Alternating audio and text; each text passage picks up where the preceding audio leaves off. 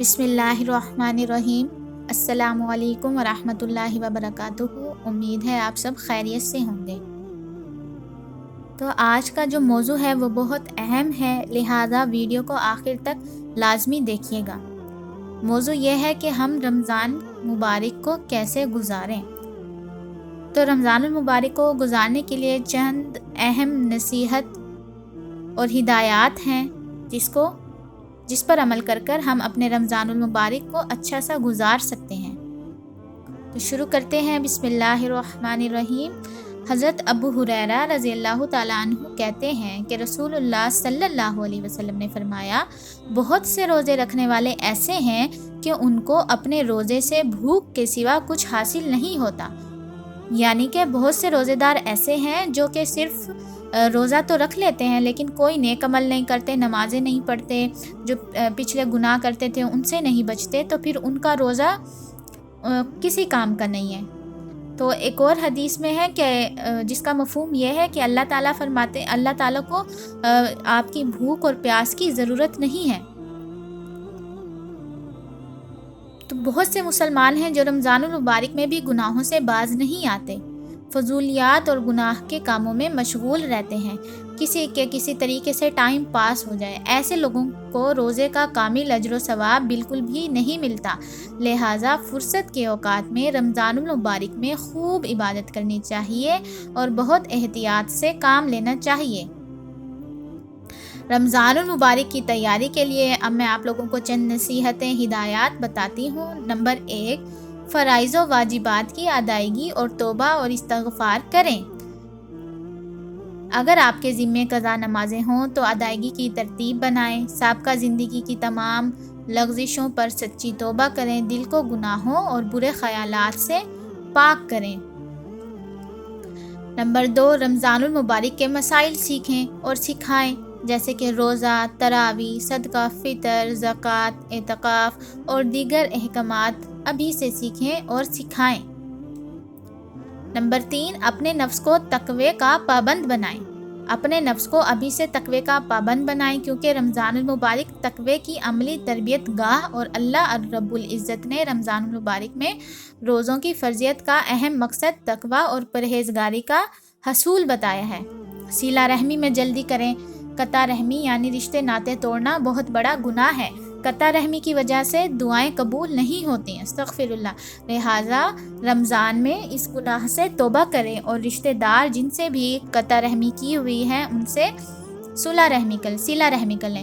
رسول اللہ صلی اللہ علیہ وسلم کا ارشاد ہے جس کا مفہوم یہ ہے کہ اصل صلہ رحمی کرنے والا وہ ہے کہ جب اس کے ساتھ قطع رحمی یعنی رشتے ناطے توڑنے کا معاملہ کیا جائے تب بھی وہ صلہ رحمی کرے۔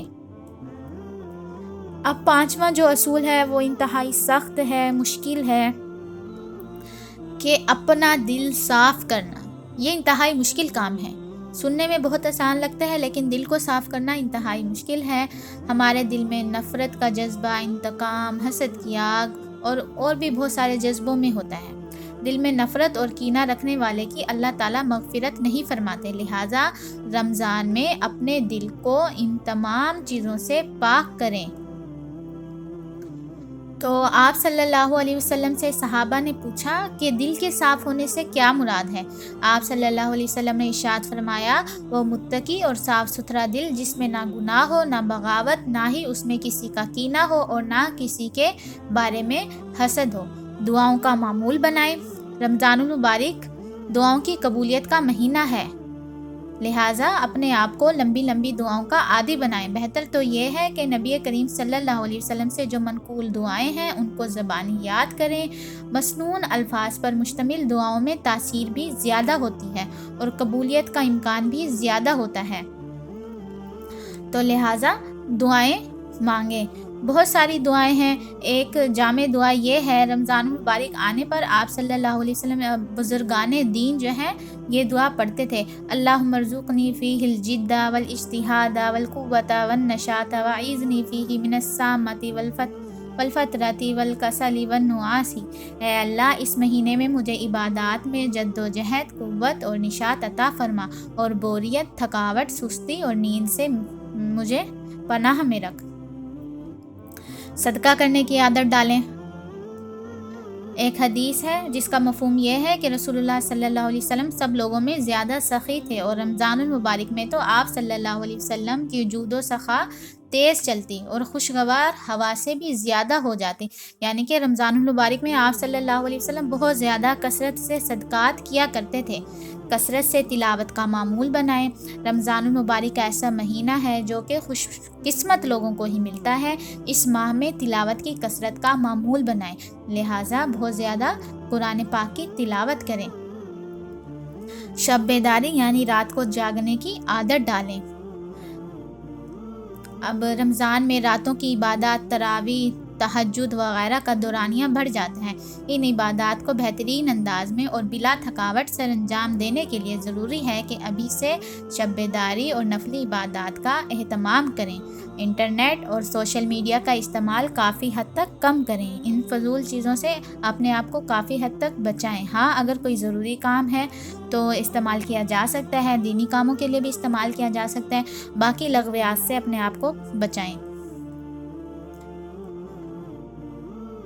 اچھا جی، رمضان المبارک کے لیے کاموں کا بوجھ ہلکا کریں۔ اب بہت سے لوگوں کو ایسے دیکھا جاتا ہے کہ رمضان المبارک ہوتا ہے، طرح طرح کے پکوان پک رہے ہوتے ہیں افطاری میں کہ آج یہ کھائیں گے، آج یہ کھائیں گے۔ تو اس سے کیا ہوتا ہے؟ اس سے یہ ہوتا ہے کہ سارا ٹائم جو ہے ان عورتوں کا خصوصی کھانا پکانے پر ہی گزر جاتا ہے، لہٰذا کام کا جو بوجھ ہے وہ ہلکا کریں، اچھا کھائیں، ہیلدی ڈائٹ لیں، اور زیادہ تر جو وقت ہے وہ عبادت میں گزاریں۔ اپنے نوکر اور خادم اور ملازموں پر بھی کام کا بوجھ ہلکا کریں، اور اگر مالی گنجائش ہو تو عمرے کے لیے بھی جائیں۔ اسی طریقے سے مرد حضرات ہیں وہ زیادہ تر جو اپنا وقت ہے وہ مسجد میں گزاریں۔ ان باتوں پر عمل کر کر ہم اپنا رمضان جو ہے وہ اچھا اور خوبصورت گزار سکتے ہیں، اور اللہ سے بہت امید ہے کہ اجر و ثواب بھی ہمارا ثابت ہو جائے گا انشاءاللہ۔ اور جو قرآن پاک کی چھوٹی چھوٹی صورتیں ہیں ان کو یاد کرنے کا اہتمام کریں، تاکہ زیادہ تر وقت قرآن پاک کی تلاوت میں گزرے اور صورتیں بھی یاد ہو جائیں۔ تو اللہ پاک اس کاوش کو قبول و معروف فرمائے، اور اللہ پاک ہم سب کو عمل کی توفیق عطا فرمائے۔ جزاک اللہ خیرہ و احسن جزا فی الدارین۔